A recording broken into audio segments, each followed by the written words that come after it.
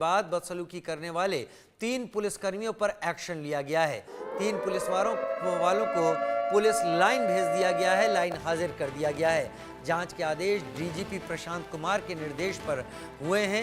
Action लिया है Mahakumbh SP Rajesh Dwivedi ने ये कार्रवाई की है। चेहरा दिखाई पड़ रहा होगा इस पुलिसकर्मियों का जिन्होंने इस महिला पत्रकार के साथ वहां पर बदसलूकी की। ये महिला पत्रकार पिछले 50 दिनों से कुंभ में रहकर महाकुंभ की कवरेज कर रही थी, देश दुनिया को बता रही थी कि क्या महाकुंभ में हो रहा है। वर्षा शाही मेरे साथ इस वक्त खुद ही लाइव जुड़ गई हैं। वर्षा, आखिरकार इन पुलिसकर्मियों पर कार्रवाई हुई, इसे अति उत्साह कहें या क्या कहें समझ में नहीं आता, लेकिन आप पिछले 50 दिन से हैं और आप लगातार वहां से रिपोर्ट कर रही हैं। कम से कम शासन प्रशासन के लोग और वहां तैनात लोग इस बारे में जानते ही हैं। आपको तकरीबन हर किसी ने देखा हुआ है रिपोर्टिंग करते हुए। फिर ये घटना कैसे हुई और अब डीजीपी प्रशांत कुमार ने क्या कदम उठाया, विस्तार से आप खुद ही बताएं।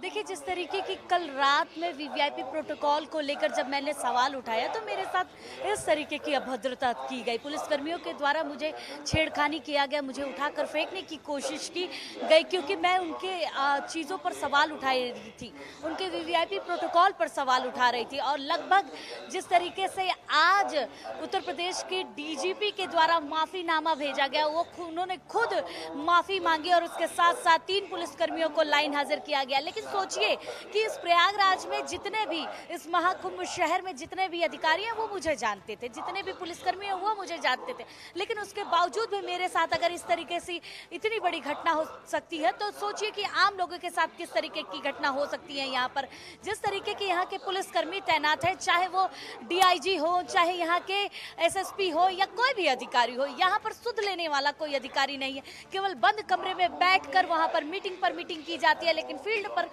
किसी तरीके की कोई कार्रवाई नहीं दिखती है। जब हमने लगातार इस रिपोर्ट को दिखाया और जिस तरीके की चीजें मेरे साथ हुई, पूरी तरीके से पूरी टीम ने लगकर मेरे साथ पूरी चीजें दिखाई कि आखिर किस तरीके से अभद्रता की गई थी। इंडिया न्यूज के जो एडिटर है उनके साथ किस तरीके से धक्का मुक्की की गई थी, क्योंकि मुझे अंदर एकदम कैद कर लिया गया था।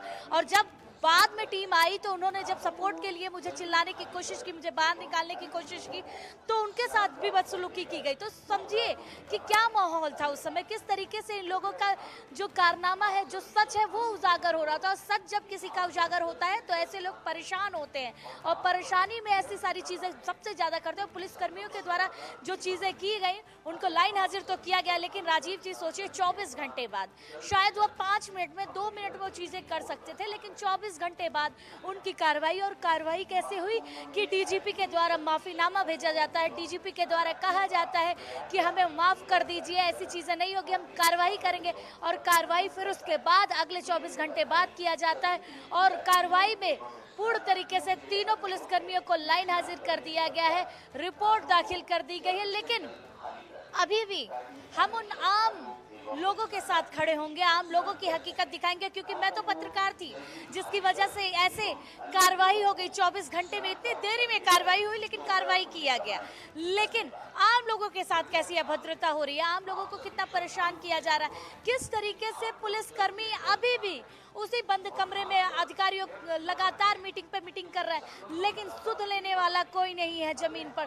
तो अभी भी हम वो सच्चाई दिखाएंगे और अभी भी हम वहाँ पर डटे रहेंगे और देखेंगे कि आखिर किस तरीके से ये अभद्रता कर रहे हैं, कितना हमें परेशान कर सकते हैं। सोचिए कि पुलिस की गाड़ियों में लोग भर भर के ले जा रहे हैं, पुलिस की गाड़ियों में लोगों को ले जाके दर्शन करा रहे हैं, वीवीआईपी प्रोटोकॉल फॉलो कर रहे हैं। जहाँ मुख्यमंत्री योगी आदित्यनाथ ने कहा था कि वीवीआईपी कुंभ नहीं है, यहाँ पर वीवीआईपी प्रोटोकॉल फॉलो नहीं होगा, पुलिसकर्मी अपने परिवार को नहीं ले जाएंगे, लेकिन जस्ट अपोजिट किया जा रहा है, उनकी बात को नहीं माना जा रहा है। पूरी तरीके से इस कुंभ में पलीता लगाया जा रहा है। और पलीता कौन लगा रहा है? ये वीवीआईपी प्रोटोकॉल फॉलो करने वाले पुलिसकर्मी।